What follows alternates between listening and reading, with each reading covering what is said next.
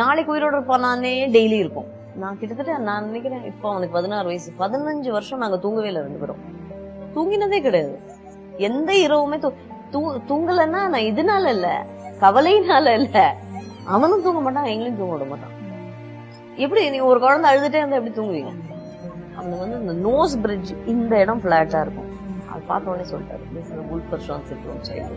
உலகத்திலேயே ஏதோ 2000 பேரோ தான் இருக்காங்களாம்.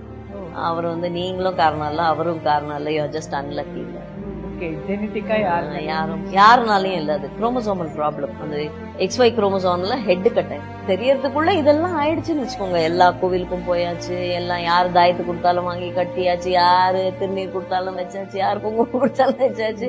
இந்த ஜோசியர்கிட்ட போ, எல்லாரும் பண்றோங்க, அத தெரியறது இல்ல, அவ்வளவுதான். அதுக்காக நாங்க பண்ணலன்னா நான் பொய் சொல்ல மாட்டேன், எல்லாரும் பண்றோம். அந்த time then at one point, because இவனுக்கு என்ன பிரச்சனைன்னே புரியலையே நமக்கு.